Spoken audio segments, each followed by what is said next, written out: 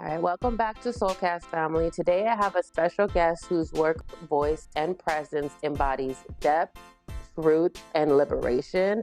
I'm sitting with incredible Elaya Walker, a guide, a vessel, and someone who has devoted her life and her practice to helping people return to themselves through radical self-awareness, community healing, and embodied transformation. Elaya, thank you for being here. How are you feeling today? I'm feeling good. I'm all right. The weather is weathering though. Yes. No, it's like it's hot or at least warm, sunny, and then it gets gloomy, and then it rains and it pours, and it's like then repeat. Yeah, the gloom. I'm not here for the gloom. It just makes me want to stay in bed all day. I know. I just want to be curled up in a ball and stay inside the house. Don't do anything. And Well, I already want to do that, so the rain doesn't help. I'm so grateful. Today, we're diving into something that feels especially alive in the collective today, the idea of being held, being seen, supported as a path to healing, essentially. So, let's start at the root. What does radical self awareness mean to you? I mean, I think it means being able to not only be self-aware and understand why you are the way you are, but wanting to take action to enhance that, better that, or really just take ownership of your healing. All right. So, when you speak about radical self awareness, like what makes it radical? So the thing is, when it comes to being radical, it's really just thinking outside of the norm. So how everybody else has this is trajectory of my life. I'm going to do this, this, this, and it's just going to follow this very easy sequential order. Taking the time to go, is that the path I really want to take? Am I just being led on this path, or am I leading this path for myself?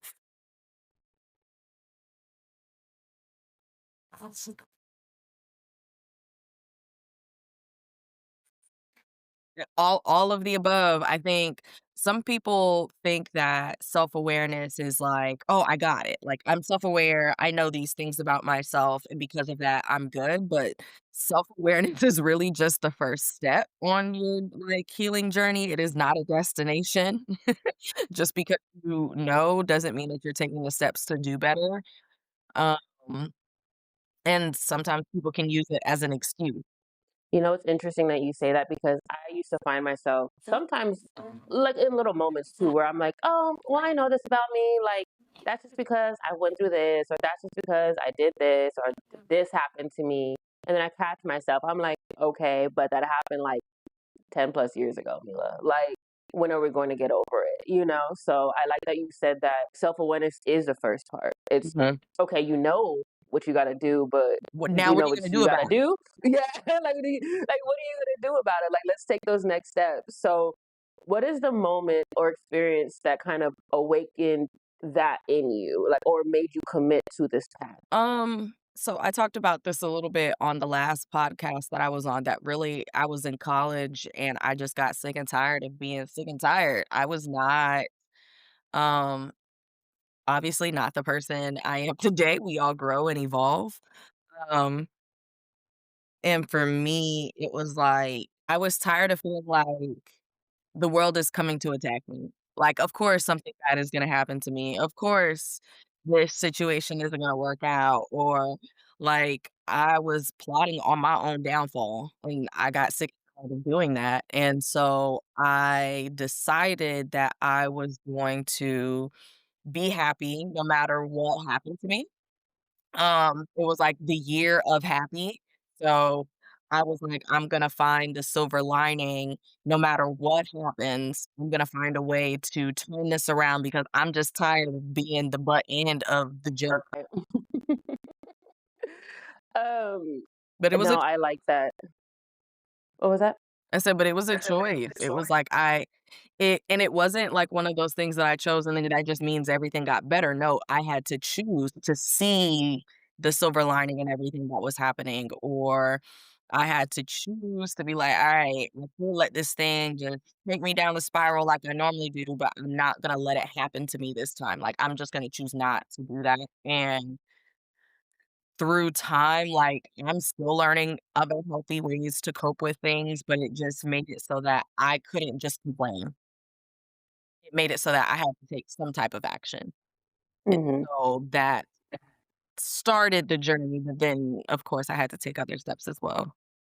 Of course, of course. I like that you say that you have to choose. You have to Mhm. actively choose every time in those moments because a lot of the times people don't realize that it does activate our stress response, right? Our fight or flight. And sometimes in our body we don't know, and we're just like, okay, we have to pause, take a second and choose like, hey, I know I'm activated right now. I know I can lash out right now, but what good is that gonna do for me? Let me just take a second and you have to actively choose.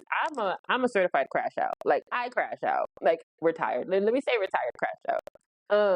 And so I used to just kind of like, all right, I'm hitting like I'm done, cut off, don't ever talk to me again kind of person. And then I realized that that also impacts another person. Yes, as much as they hurt me or would have done to me, I'm quick to just be like, yeah, no, like you're not shit. It's just like, but that's not fair, like that's not fair. Like I could actively be like, you know what, this isn't right for me. I don't think that I can, maintain this friendship because the support I don't get from you. Like I require a little bit more. And that's again knowing yourself, knowing what you need. So how can knowing ourselves free us, essentially? I mean, it frees you to a certain extent from other people's perspectives because you understand, like, this is just the way I am, or not like this is just the way I am, but like this is the way that I want to navigate in the world. This is the way that I have done the work to feel confident in, and so no one can say anything about that. I've dealt with a lot of, oh, like, all rumors are true. Y'all can believe what y'all wanna believe. Right. Like, and I'm not gonna tell you if it's right or wrong. Mhm. So, in your word, how have you seen self-awareness become a tool for liberation? I think, especially now, we have so much information out there, but people are still searching for wisdom, and I think it's just because a lot of people haven't taken the time to truly deconstruct the way that they are, or the way that the people around them influence them. Uh, and I think when you take the time to do that, you can start making decisions that not only benefit you, but benefit the collective through you. Mhm. And I feel like that's a form of personal liberation because you don't have to necessarily live your life the way that other people have dictated it to be. Right. And I like that you say that because my next question was going to be, do you feel like liberation is an individual journey, a community, or both? I think So, it's both, but I don't think it can be a community journey until you've gone on that journey yourself. Once you've taken the liberty and the choice to go on the self-healing journey and not just the love and light and everything is cool, but really facing your traumas, dealing with your traumas, you become more vulnerable to a place where you can actually start to have harder conversations with other people in your community. And that's how it starts to build community because you're able to have these conversations out loud instead of keeping it to yourself or still being ashamed or not going through that shadow work. yeah, that shadow work is something that people don't realize is good work. Like it's the work that'll get you where you want to be. Mhm. And hell yeah, it's ugly and scary to face. Like man, if I tell you the work that I've had to do, the fears I've had to face, the trauma I've had to face, ego that I had to face, like my pride, like it can break you if you're not dedicated to your own self healing journey. If you're not like I really want to change, not just for the Instagram aesthetics. If you really want to change, it's going to be ugly. You're going to go ghost for months, maybe even years, because it's like, I need to handle, depending on your trauma, depending on the depth of it, yeah, how deep you buried it, you know? But I think a lot of people are aware too at the same time, they're aware of the fact that they don't wanna go there. I hear it more often than not where it's like, it they say it almost jokingly, but they're fully serious in the sense that, like, "Oh, I'm afraid of doing that self-work." Like, I couldn't deal with the things that I've gone through, or I haven't faced the things that I've gone through, and it's like, "Yeah, I haven't done that." And I know that's something wrong with me. I know I got to work on that. Then fucking work on it. What? Do the fucking work. Like, that's the thing. Side note, for me, it's really big to have people who are accountable for the work that they have to do, on right? Because themselves. I hold myself accountable. I Mhm. know when I'm messing up. I know when I could have done better. And I'm like, you know what, Mila? And I beat up myself. I be like, yo, I could have really done better. But then that's when I have to learn that grace and compassion, right? And I'm like, grace and compassion. Let me just tough love myself real quick. But I need people who are very much in that similar mindset because it's damaging. It's damaging to somebody's healing journey if other people around them aren't on that same frequency because there are people who are here to use and abuse people because they don't want to face what they got going on or their needs are more important, they feel. Um, Compared to other people and what they need versus, like the other person, like your community. It's so important. Like they do go hand in hand. And like Like, you said, it's this is how it ties into, like, your personal liberation. You can only be as free as you free yourself. So if right. you are aware of the fact that I'm not dealing with this or that's just not something that, I'm not gonna face my stuff, and just what that is, it's like you're already limiting yourself. You've already put yourself Hmm. in a box because you don't know what could have been on the other end of that conversation with that other person. If you were Exactly. able to be vulnerable with Hmm. yourself around those things. Hmm.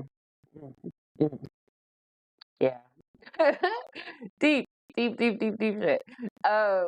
So what is a myth people have about healing and that you wish they would just kind of like let it go? It's easy, that it's a destination. Healing isn't something that's like, "Oh, I'm healed. I did the work. I'm done." There is no done process in it. It is a lifelong journey, because you never know how things may circle around and come back up. You never know how other people later on in your life may trigger certain things that you didn't even know were your things. Um I think they think that, like, since they're on the journey, that makes them inherently good or I've done the thing.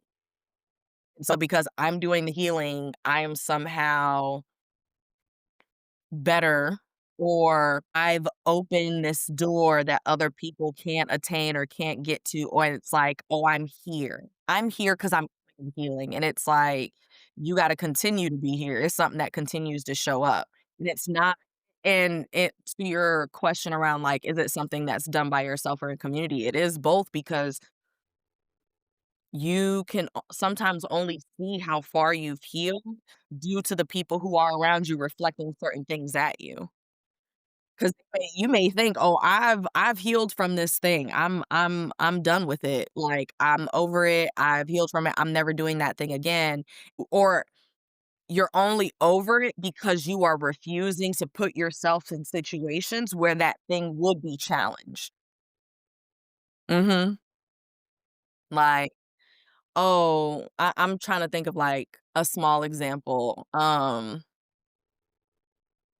In my very first relationship, there was not a lot of trust, and it was to the point where I would wanna go through her phone, and after that relationship, I was like, "Oh, I'm healed through that." This was because she made me feel XYZ. There were all of like, I could deconstruct why it happened, why I felt the way I felt, why I had the urge I had, why she egged it on XYZ, and think that I'm good. But it wasn't until I was in my next relationship where the person gave me no indication that I should be going through their phone. There was no funny stuff going on, but that urge came up. So it's like, okay, I might still need to work on my trust because this person hasn't betrayed my trust at all, but I still have that inkling. I just got that feeling. It's just an itch. I'm just like, what if? But nothing was there.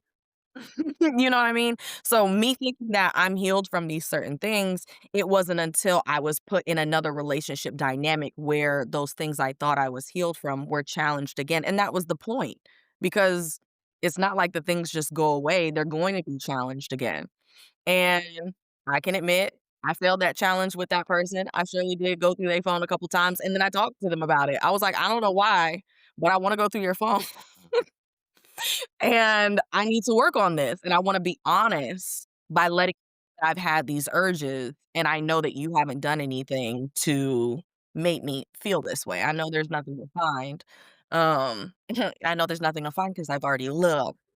Right, I already have that confirmation. So, So it's like, I am the problem. I need to deal with this. Um, and I think it's partially just my curiosity. I don't think that's necessarily something that ever has truly gone away, even in other little dynamics, but it's just because I'm curious, not because I feel like there's something to find, but that's still something for me to challenge within myself because I am breaking another person's trust by even fueling that curiosity. right. And then I would say too, because I've been there. Like I've been in situations where I had this gut feeling to be like, just check the phone. And it's not, and again, for me, this is like a spiritual aspect, but and I never used to look through my ex's phone.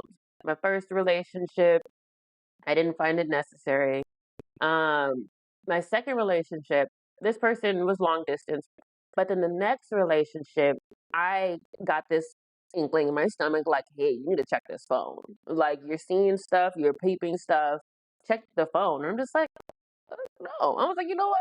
It's fine. Let me just be classy, Found everything. And it's like, oh, and this person was cheating. Like, what's going on? Like, I keep checking this phone, and now like you said, you have to understand that. Yes, I am a very curious person. I'm a very like I wanted to be an FBI agent. Like I wanted to be an investigator. And maybe I should, but I know that I can't say it's because I'm curious. I know it's coming from a wound. I know it's coming from like, hey, I've found in each person through their phone, quote unquote, right, evidence that they are cheating on me. So now I have this wound like, oh, I'm going to be cheated on. I know that it's going to happen in people's phones. They're going to hide it. Like, and then that's my justification. In present moment, doing the work and making sure that you are aware of the things that you're going through and to be present because then you can't put your whole trust and faith in another person. No, but you But can. you could, You can trust the right but you, people. And that's what it is. When you have those gut feelings, like, for me, it's like if I have that, because now it's not a gut feeling. It's not that. I just be curious sometimes.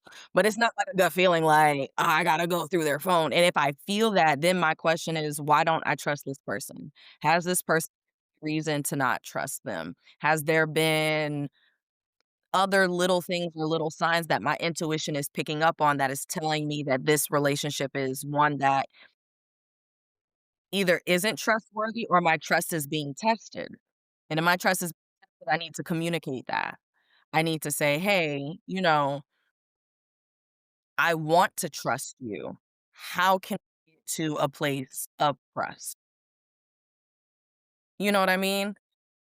If that's what's meant to be. If my gut is just there and it's just telling me to go through their phone and there are other signs and other things, now I just believe it. I don't even have to we don't have to go down that rabbit hole.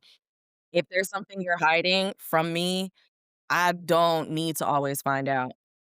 It's fine. You can take that and those secrets and whatever you got going on and put it that way. exit I stage and left. I love you from afar Right. because I just don't I have a level of trust with the people in my life now. I know what that feels like, and so now that I do, I'm just like, that's not something that I want to deal with. Like, and recently someone kind of tried to come back into my life, and the way that they navigate is not in the way that I want my friendships to navigate. And if I've communicated that to them and they've basically skirted that off, then it is up to me to go, am I still going to choose to have this friend who I now have to navigate differently around? Mm, And for damn. Elaya, I just chose to do that. But it's a choice. It You get to choose if you want to, because again, you've orchestrated your life the way that you want it to be, that works fundamentally for you and the and the people that you have in your life. So it's like, why would I have to shift? Like, like, you shouldn't have am I to. gonna choose, and that's what it is, am I gonna choose to shift with you?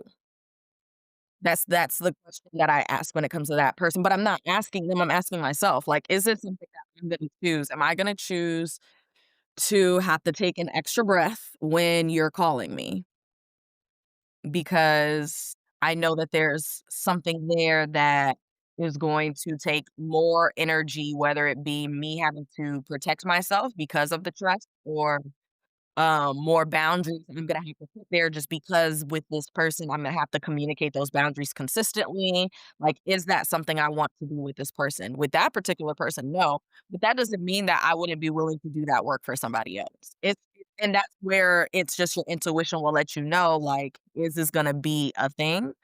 Or I think I can really put myself out there and trust this person and see what happens. And just because people break your trust doesn't mean that they aren't trustworthy. Sometimes it's just still communicating those boundaries and reinforcing that you're built on trust. I can agree with that. I can agree with that entirely.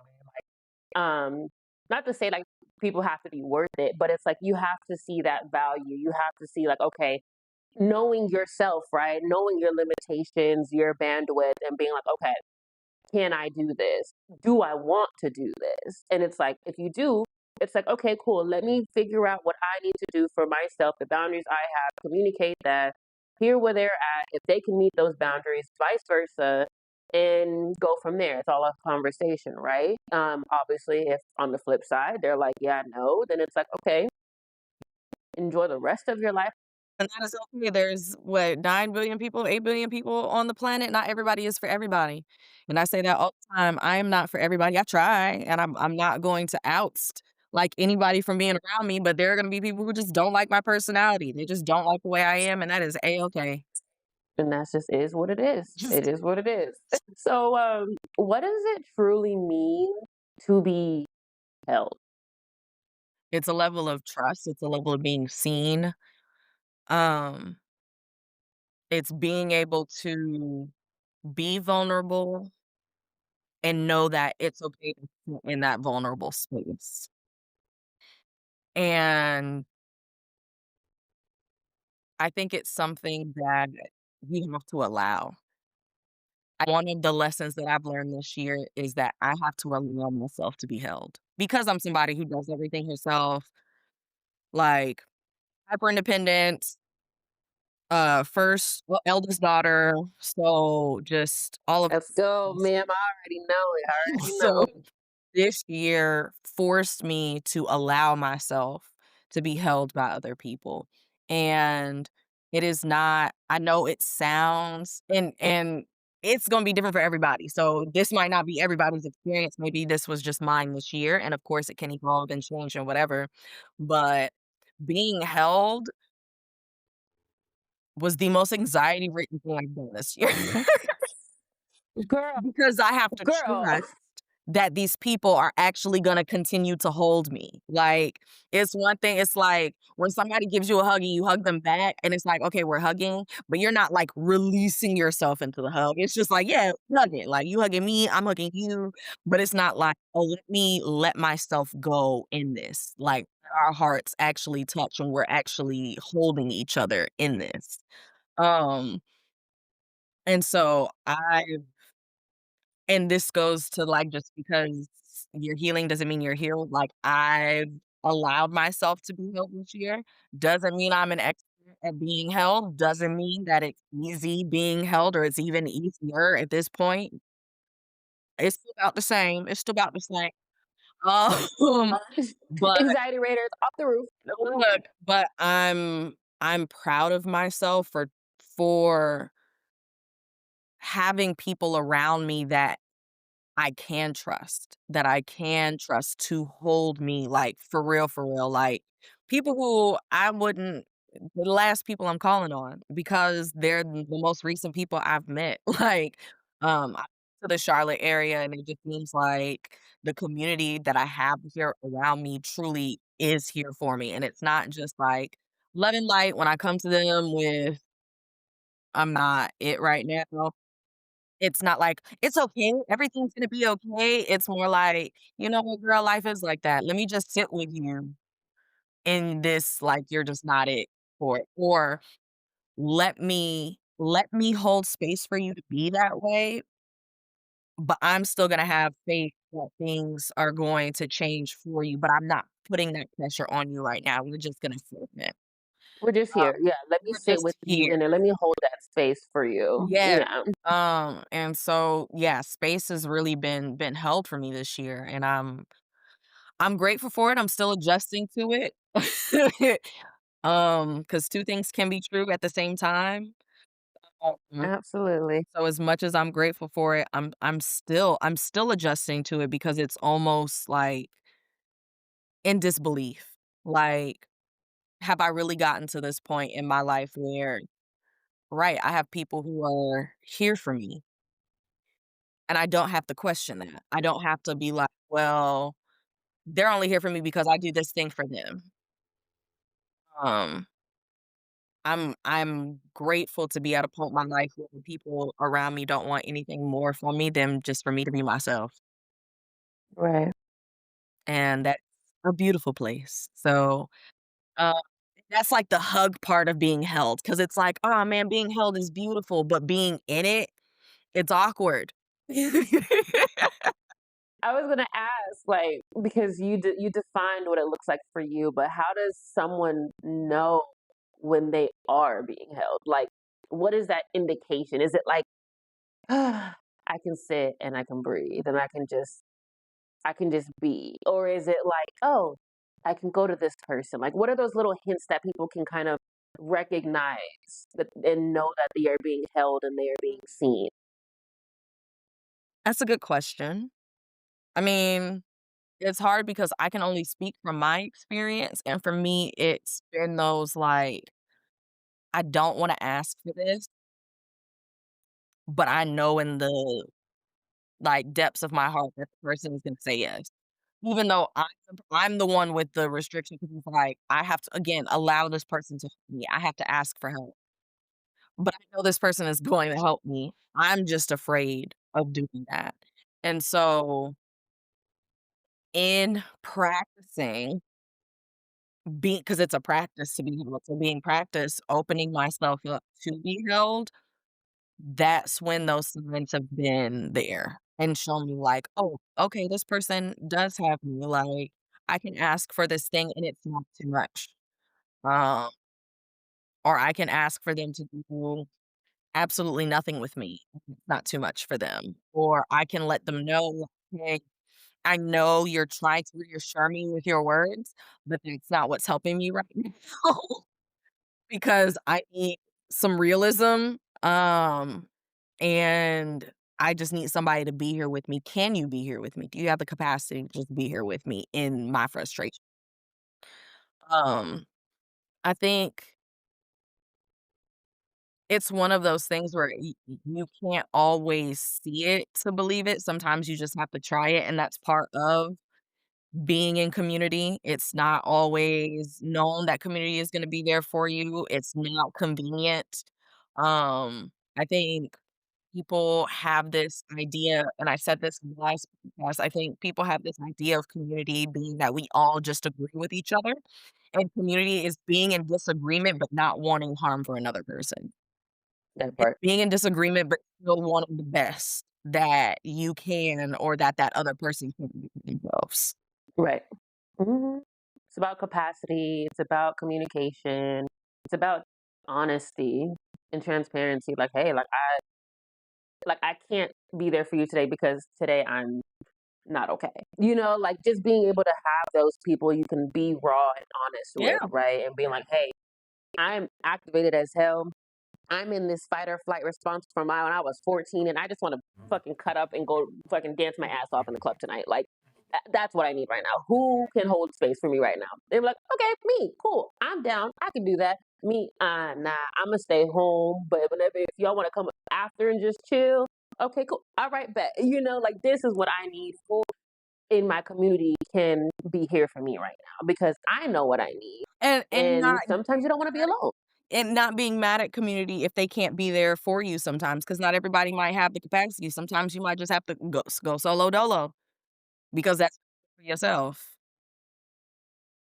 Exactly. So with that being seen and being vulnerable, like because being seen is vulnerable, right? Like when people see you and you see them, like that's vulnerable. And I don't know where people thought or got this idea of vulnerability equals safe because being vulnerable is scary as shit. Mhm. Being vulnerable, you are exposed, you are out there. So where in the right mind do people say, oh, it's safe? No, it's not. To our nervous system, to what we've been through, it is not feel safe. It does not feel safe at all, but it feels safe with the right people. So how do we allow ourselves to be seen without that fear? Hmm. I don't think it's something you can necessarily get rid of. Sometimes you have the fear and you just have to do it anyway. I just think it's being in community means that you're willing to take a chance. That's just par for course. Like, even in love, like, people think that love is supposed to be this always happy, never in disagreement, and that's not what love is. Love hurts sometimes. Love is allowing yourself to be in a space where somebody else can hurt you, and not seeing that opportunity that's there as a hindrance, but it could be something that allows you to help grow together. Just don't know. And so that's where it's like, I think right now there is a lot of people who want community, but they are afraid, and I need them to see through their fear. I need them to be afraid anyway. Confidently fearful. Like it's okay. Okay. Go ahead and be scared. Do it scared. And that's what it is even with me, like, challenging myself. It's me being scared, but saying, "I'm still gonna ask." Like, they could say no, or I could look stupid because I know that I don't wanna ask for this thing to begin with, so me asking, if they reject me, that could make me feel a way, but I'm going to do it anyway because I know it's the thing. I feel it in my gut that this is the thing I have to do. I gotta ask for help. I gotta do it. I gotta do it. I gotta do it. We can't allow the fear of rejection to keep us from doing something No. because there's gonna be a thousand. What do they say? There's gonna be a thousand no's, and then you're gonna get that one yes, and then that You're gonna yes get is the gonna yeses that you change. need, you know? Those Exactly. no's could be Hmm. redirection. Maybe you don't need to be in community with certain people, and that's okay too. And that's alignment. And we're gonna put you where you need to be, fully aligned, where you're supposed to be, and and then that's where the self awareness comes. Like, how does self awareness impact the ways we show up in community or relationships? That's the question. I think self-awareness can give you the language you need to create the boundaries, and the bridges to have the community that you want. Without that self-awareness, you won't have the language to advocate for yourself. Whether that be in a boundary or, like I said, or it might be a bridge. You might be needing to put out a bridge, but just don't, or wanting to put out a bridge, but don't have the language to do so because you haven't taken the time to understand what that looked like for you. What does a bridge look like for you? You might say, "These are the friends that I don't wanna have. I don't wanna have people around me who are like this," but then not understand, "Okay, so what are the values and things I do want for the people who are around me? And how do I connect with those types of people?" Right. That's actually very true. Like having that self awareness allows you to put you in the places that you want to be in, and Yep. not necessarily like where you shouldn't be. Like, yes, you or also need to be in because again, if we're doing it with fear, we're like, oh, I'm stepping out of my comfort zone. For example, me, it took me a long time to actually get out into the community here in Charlotte. In May will be 3 years that I lived here, right? And the first event that I did, I went to Create Her, and they were having this. I forgot what type of event it was, but it was my first time stepping out in the community, LGBT. Like I haven't had found that yet, and I did it scared. But I already knew 4 or 5 people who were gonna be there, but still, like, I'm used to doing that back home. Oh, I wanna go out. I don't care where I'm going, where I'm at. Like, that's my comfort zone. But out here, I was scared. I was like, mm, I'm this girl from Cali, from the whole other side of the country. I'm not gonna connect with people. Like I'm starting to doubt myself. That's the fear, right? But I still did it and I still went and I was so uncomfortable. Then when I started to kind of just allow that moment to be what it was, I was like, okay, I was scared as shit. I didn't know anybody. I didn't know what to do, but I'm happy that I went. Like it was great. Like I ended up finding people, and that was the start. Like the Newton's first law, the law of motion. Once you put that force in, it's just gonna keep going, right? It may not go full speed, but it goes and it moves at that same time. So support in those ways and finding like those communities, it can be really difficult to receive, right? How do we open up to it essentially? What is your thoughts? And why do so many people struggle with being supported? Because they because a lot of people just weren't supported growing up. I mean, I think that's, like, the easy answer is we've all to perform to a certain extent to receive community, and I think a lot of people now are becoming adults and they want community, but they don't wanna have to perform for community or they're used to performing for community, so they're still performing and they're not necessarily receiving the community that they need. Um, I mean, I think that if I had to just pull a why out of my head, that would be a why, but it's again just not using that as an excuse. Just because you haven't had this thing before doesn't mean that you can't have it now. Right. No, that's true. That's true. That's true. Um, like what I guess what healthy support looks like. It looks different to everybody, right? Like what is healthy support versus social media versus in person versus emotional or hey, let's create a goal, let's go work out at the gym together because I want to get my mental right. Support looks different in everybody's lives, but I feel like we all understand the level of support. How can I support you? And it's asking that question. It's asking like It has to be communicated. right, like, "What do you need for me to support you?" "I don't know." "Well, do the work and figure it out so I can show up and support you," because I'm that friend that's like, "What do you need? What do you need from me?"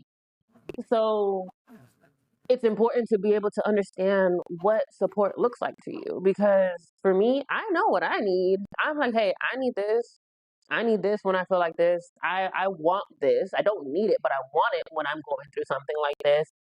Can you provide that for me?" And we can't I think another thing is that we cannot shun people out or fault them for not having that capacity to support us in the ways that we need either, like we mentioned Yeah. before. Because again, some people just aren't there or they aren't in that level of like depth with themselves to be like, hey, like I know I can support this Or they or might be oh I going through their know own stuff. Cause this year everybody's been going exactly. through their own stuff, and it's nothing to fault you, it's nothing to fault me, you just couldn't be there for me in this season, and that's okay. That doesn't mean that I have to excommunicate you if I don't know, I feel like if that friendship is healthy otherwise, you have to be able to give grace, and that's where it's like community isn't always convenient. Just because you need help doesn't mean that somebody is always there to offer that exact help in that exact way, and, just because you need it doesn't mean that everybody's gonna stop what they're doing, help you, and that's it's like or sometimes it is doing the inconvenient thing. It might be inconvenience me to help you in this way, but that's what being a community is sometimes. It is being inconvenienced for the bigger whole.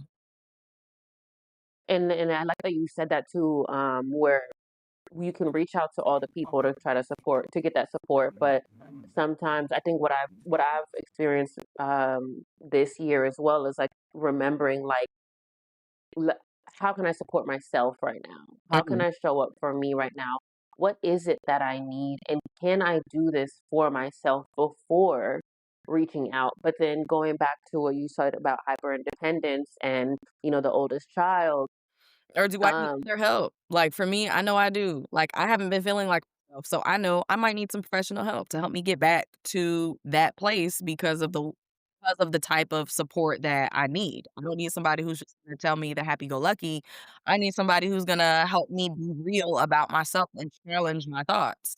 So, that might mean that might need to talk to a therapist to get back to that place, but it's understanding those things.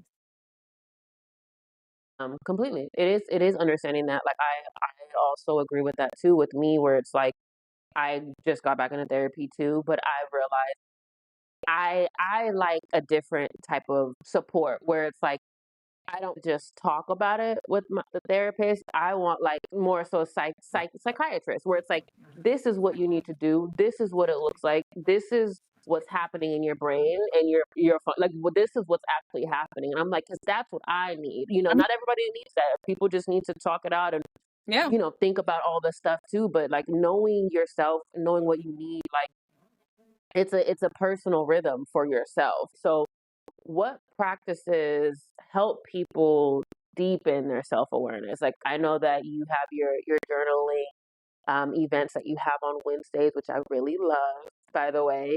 Or is it like meditation, somatic work, conversations? Like It's what all of like those things. what practices? It depends on the person. I mean, I will always advocate for somebody getting it out of their brain, whether that be on paper or through me. I think that it's easy for us to get into our tunnel brains and start believing some of the lies we tell ourselves, or even when, like I said, we're talking to certain people and people will tell you exactly where they are. So it's like, I'm not gonna address that. That's not something I haven't looked at my dark places, and I'm not going to. Uh, but they may not realize that they're holding on to those types of things until they write it out. And then it's like, "Oh," even if you're just writing out some of the things that you say, you can start to deconstruct why those things are the way they are in your brain. Um, but yeah, I'm a huge advocate of just getting it out of your brain. So whether it be writing it out or doing it through movement with your body, through dance or other types of movement. That's my one way because you can be I think you get downloads during that time because you're being quiet with yourself. I can, for one, say someone who is an overthinker, who has straight tunnel vision, who believes the stories that she loves to create when she doesn't have clarity. One thing that helped me, like when I started my journey, I think 2020, right? I had a major accident, I almost lost my life. I had to do a lot of like, all right, Mila, what are we doing? And so one thing that was the hardest like thing for me to do was sitting in silence. I couldn't sit in silence for longer than a minute. But it's not always about sitting in silence because it's just acknowledging those thoughts, right? Because we dismiss them all the time. I have ADHD, so I was about to say, I can't sit in silence. Something is playing. Something is always playing. And sometimes it's just me narrating what's playing. Like, instead of just letting the things do the things going, "I am seeing you right now. I see. Okay, now we're going to think about this. So now that I've acknowledged you, I'm going to imprint a thought so that I can a train of thought that I'm gonna follow either for a meditation or for a breathing practice or something like that, but it's never quiet, and I just didn't want people to think meditation has to be this quiet practice. It's not quiet most times. I was saying, like, for me, when I had first started, like, I was journaling, I was reading these books, I had a psychiatrist, therapist, grief counselor because I just lost my brother. So it was like there was a lot of things that I was going through, but one of the things that helped me because again, I'm an overthinker. constantly on go, I literally had to like learn how to sit in silence and not even just like, yeah, my thoughts are gonna get super activated. Like I already know. I already know. So it was difficult. I was reading the teachings of Buddhism and just kind of diving into so many different practices and religions, cultural practices as well. And so one of them was just sitting in silence and just kind of hearing yourself. And it comes back to that. Hearing the things that you're telling yourself, hearing the voices that you have created or that you have attached onto from other people saying about you, and then listening into it and be like, you know what? That's not true. No, that's not true. Or like, and I started with like 1 minute, couldn't do it. But I kept doing it. I was like, you know what? It's uncomfortable because it's so much and I want to move and I want to bitch. I want to do all these things. But I challenged myself and was like, you know what? Let's set a timer. I would go out camping to the desert. I was like, let me set a 5 minute timer and just try. And every time I would move or or because you're just supposed to sit and just breathe and let the thoughts be. And then the moment that you move or the moment that you try to reject a thought, like you have to restart the timer. So I like a challenge. So I'm just like, you know what? Okay, cool. Okay, cool. And it took me about 30 minutes, which is fine. But it helped me because it helped me get in tune with those voices. And that part of it's shadow work, part of it's that intuition that's like you need to get all of this out so that you can hear me, so that you Mhm. can hear your true self, your highest self, the part that's going to guide you on a path that's going to be great for you, but you can't do that when you have all this noise. The Mhm. loud and proud, that's trauma, right? The nice and quiet, that's your intuition. It's like, hey, it's a little nudge. So that's one thing. What was a big game changer for you? Um, like, in listening to myself? No, just like in your own journey, and like it's just in general. Like what was a huge game changer for you that shifted, that elevated you onto the Um, next step? that is a good question. I don't think my revelations have more so been these, like, individual moments. It's more so been, like, just a collective of things and me seeing how these little moments tie into bigger things that maybe I don't notice until later. But I will say at this point in my life, it's definitely therapy. I mean, I think that having someone for me, because I am so self-analytical, sometimes I need somebody who's gonna be just as analytical, but who can poke holes in my own theories and things like that, bring me back. Um, so I definitely am an advocate for therapy for people, but it doesn't always have to be talk therapy. There are multiple different types of therapy. If talking it out is not your thing, there's art therapy, there's music therapy, there's movement therapy. Like I say just or even working out can be its own therapy. You don't have to necessarily call it therapy. But just ways for your body to release emotion, and sometimes it is through talking and other things, but that's what I would say is the biggest game changer for me right now, is just getting back into therapy, getting back into a train of thought that I can challenge myself with, because I think that I've changed a lot this year, and I'm trying to figure out what ways best benefit me moving forward. Oh, sorry, and meds. I will say, therapy and meds. I know a lot of people are like they have their qualms about getting on medication, but, I am somebody who if if it can be proven to potentially help me, I'll try it because I know where I'm at without it. So let me see what life looks like if I try this different thing. Um, and I think this year has been one of the years that medication has helped me balance out my own mental health. Um, yeah, So let me ask you that this. Let me was ask a you lot. this on that tip because some people, they go to different medicinal practices, right? So some people, they like to do their hallucinogens, right? They like to do the whole shroom trips and trying to get themselves back and going with one. Some people rely on, the good old Mary J because it's from the earth. Mhm, mhm. And then some people go to prescribed medication, you know? So, like, what do you like? So, if someone who is iffy on these things and who doesn't want to rely on substances, but like they may need to try that, like, what is your own experience with it? Like, how has it helped you? Um, it's honestly just helped me manage myself better. 'Cause it's not that, like, I'm self-diagnosed ADHD. And so for me, it's not like I won't want to do the thing because I do. I want to do it, but I won't have the I don't know, the whatever go button is not in my brain to just do the thing. So I'll ruminate a lot. And earlier this year, I noticed on medication, it's just not as hard for me to what I call mentally parent myself. Um, for me to get up and do the thing. So it's like, okay, we want to do the thing. Elaya, we're going. Fine, we're gonna lay here. We're gonna lay here for another 3 minutes, but then after that, we're gonna get up and go do it. And that like push to go just isn't as much of an uphill battle. Uh, Off meds, I think, like I said, there's just been a lot of shifts this year. And so it got to a point where it just seemed like every day was an uphill battle. Like just doing regular things was an uphill battle, but getting on meds made it so that that wasn't the case anymore.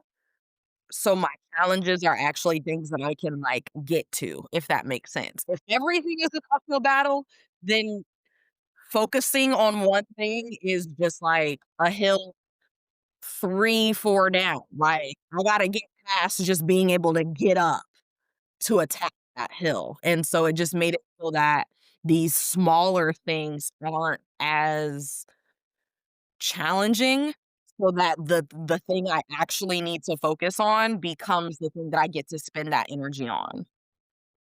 Mm, mhm.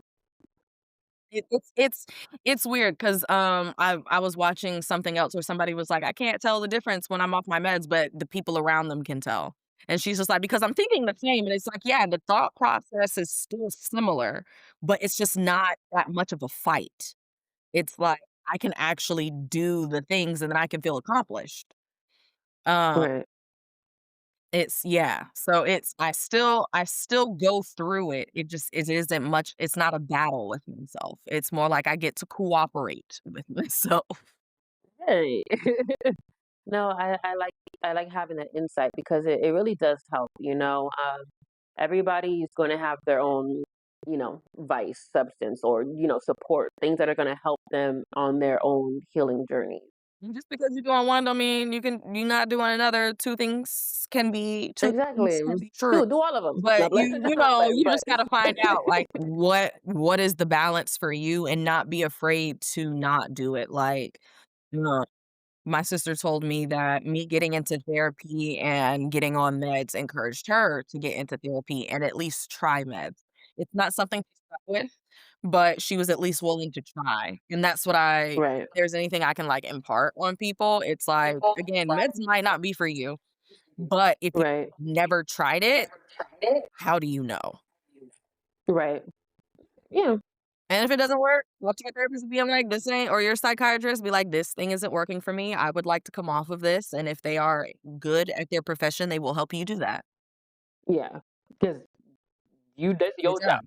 job. Like, you help me. um, yeah. Ooh, that was great. That was great. That was great. Um, we're gonna go to like collective shifts and like patterns and future and stuff. So I guess my question is like, what shifts are you noticing in the collective? Like around, you know, mental health, around just nervous system work and attachment therapies and, you know, all like in the mental well-being society, like what have you noticed? I mean, I've noticed that everybody's got something, and I think that that is par for course. We are not living in a normal world where society is set up for our mental health. So I think instead of people trying to deny that there is any issues. It's going, okay, so what are my issues so that I can cope with it. So I can find ways to cope. Um, and be a better person to myself, which will then in turn be a better person to my community. I think everybody is just now noticing that there's something. And I'm okay. We're all it seems like everybody's coming to the self-awareness bat. And it's like, all right, guys, that's just first base. So like now I need you to keep going. Right.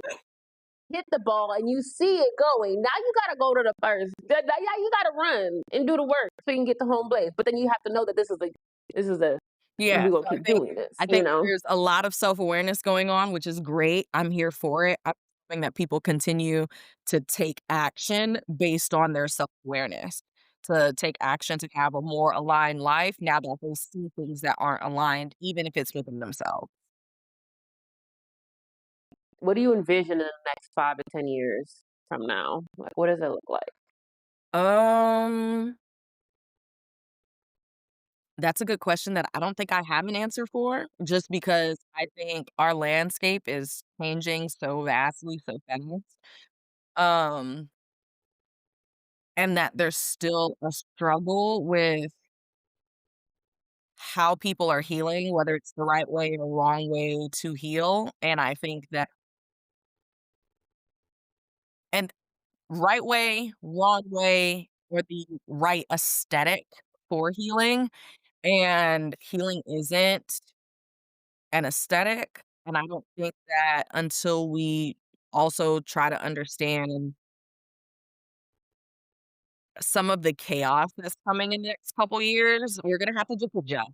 I think that now, like I said, everybody's awareness, so everybody's trying to take those first steps into healing, but it's going to look different than what healing has been in the past, if that makes sense. This isn't you can follow the same blueprint everybody else has been following for the past 30 years, because it's not gonna work.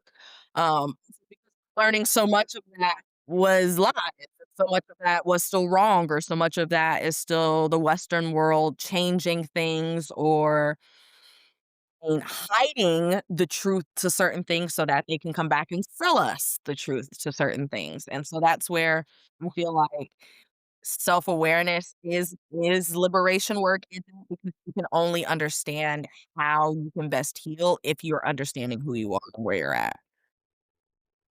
And then, like I said, just people getting imaginative. People getting imaginative about what healing is. It's not this linear thing. No, it's not like, okay, straight line. This is how it's gonna go. It's like literally sometimes it's like the whole roller coaster, you know? Like it's like a tornado came down, swept you up, threw you in the crazy, and then you gotta figure it out. Hello, Dorothy. Like like So what do people need to remember moving forward in this new future that we're coming to? There is a lot of change. There is a lot that we're facing in society just as quote unquote minorities or indigenous. Like what do people need to remember? I think we need to remember our practices. And that's something that is a personal journey for everyone. I think it's people, again, understanding who they are because then they can understand where they've come from, and they can try to understand where do they want to go next based on that. So, what does healing look like to my lineage? First I gotta know who I am. And then by getting to know who I am, part of that is understanding where you come from. And you can start there and understanding what healing practices like your ancestors were into, or um honestly, even just talking to your living ancestors, listening to people who have been through some of the things that we're going through, and not seeing that as a blueprint, but seeing that as like the baseline for us to think differently to move forward. Because like I said, the solutions that we're gonna need now are not solutions that necessarily we've seen in the past. Uh, I do think that there are some solutions that have happened in the past that we could use now, but I still think that people will struggle with their sense of individualism and community just because our society is set up that way to make us feel like we're separated and that we couldn't take a collective stand towards something. Or that even if you did take a stand towards something, someone else in the collective is not, there's always gonna be somebody who's not gonna pull their weight, and then that's the excuse to not move forward. Uh, right now, I think, like I said, the most that people can do is really take the time to get to know yourself and take the time to get to know the people that are immediately around you, whether that be your friend group or even just your neighbors. Because you never know how that community could come back and help you, or even how you could potentially help your community by being aware of the people that you're around. Yeah. And I like that you say that because even me, I've had people moving in and out of the apartments in my building. Like I have a huge complex, but in my building, there's been people in and out moving, and it's as simple as, oh hey, how you doing? It's as simple as acknowledging. It's that sense of, hey, look, I'm not Mhm. alone. Even or I'm being seen or I'm being recognized. Understanding like, hey, look up, like Yep. look up, like look outwards, look up. You are not alone. You have to remember that yes, the stuff that you've been through has made you feel alone. Absolutely. I'm sure it has, but we aren't alone. No, And and it can be and simple, it doesn't have to be, crazy stuff. I know that the lady in the building across me is a grandma, and so to me, in my mind, that means that she has things because she's a grandma, and grandma's got everything. So I went over there and I asked her for a hand mixer because I don't have one. And I wanted to make something and I didn't have a hand mixer, so I'm like, I could go out and buy this thing, which would cost me money and all this other stuff, which I'm not gonna use because I've here for 2 years and I haven't needed a mixer yet. So, I just went over there and I asked her and I was like, "Hey, would you happen to have a hand mixer?" And she let me use it and I gotta go return it and Imma give her some power. But it's just those little things that bring community together, like, it doesn't have to be it could be as simple as just borrowing something from your neighbor. yeah, simple. Mhm. And I don't think we do that enough. Even and it was even before COVID, but COVID just solidified it where it's like, nah, I just gotta stick to myself. No, I just gotta be by myself. No. And it's not even the fact of they don't wanna be in community, but it's that trauma that we all went through of, oh, if I get close, if I even get 6 feet to somebody, I could potentially get sick. And now that's engraved in our system. It's something that we all have to work through where we gotta get back out of even now It's just finding the if you balance. go out. Yeah, some people are just, oh, like it's too many people. I don't want to, And it's okay, because I'm that one of fear those has been people. instilled. And that's fine. And that's fine. But it's like we all are juggling with that. Yeah, Right. And for me, like, I don't like crowds. I don't like big crowds unless there's a space for me to be in my own bubble. I can be in a crowd. But if it's hella people, like my head's on a swivel. I'm like, yeah, no, like I'm paying attention, I observant, like, I also you have know, the social anxiety when it's too many people. I'm like, I've had enough fun." But that's just No, I get that. So, Alea, before we close, I actually want to ask you if someone that's listening right now who feels lost or disconnected or just unsure of who they are, what is one piece of wisdom, grounding, or encouragement that you want to leave them with today? I think if you're feeling lost, the best thing you can do is try to reach out to community because you may never know. There may be other people who are just as lost as you, but at least you're lost in company. Um, I'm stuck because it's like my unfiltered brain, word, my unfiltered brain wants to be like, if you keep understanding yourself and you keep on this journey, everything will be fine, but that may not be the case for everybody. I have to be realistic. We all need to be a little more realistic sometimes. So I don't wanna say, like, everything will get better because it might not, but by you reaching out, that's always the first step. I think that if you are feeling alone, you're not the only one. There are a lot of people who are feeling just as alone as you are. And it might be healthy for you to reconnect with other people. Thank you so much for sharing that because your truth, your heart, the wisdom that you gave with us today, it's going to touch so many people. I hope so. I don't feel like I'm like this extraordinary person. I just feel like I'm somebody who's trying, and I feel like if you're out there trying, you're doing. I mean, honestly, and that's really what it's about. I learned a lot from you today, and we've had very little conversations in depth, and because we were always out in social settings, so it wasn't the time. But I've always seen you as like she's got something. I don't know what it is, nothing crazy, like, but it's just like there's something there that like I have to talk to her. I've been in spaces where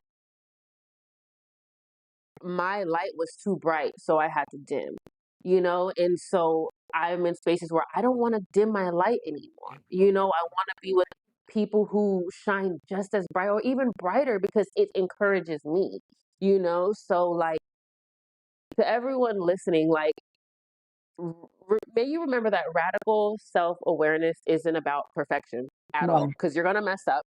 It's about presence, it's about showing Yes. up, it's about noticing, choosing, allowing, all these things, right? So, Alea, because of that, where can people connect with you? Where can they find you? Where can they work with you? Yeah. All about your offerings. Go ahead and So let them know about all the you. things can be found under my name. My Instagram and my website is Elaya Walker, ELAYAWALKER. Um, so that is where you can find me. I'm pretty active on Instagram. That's where I put all my things. I'm working on being a little more present when it comes to updating my website and keeping everything there, but you can also find things there. But yes, my Instagram is the best way to find me. So it's just my name, Elaya Walker. Thank you all for tuning in. Alea, thank you for giving us an hour plus of your time. It was much appreciated, and I'm sure everybody's going to love what you had to say. But until next time, stay soulfully you. Okay? All right. Bye, girl.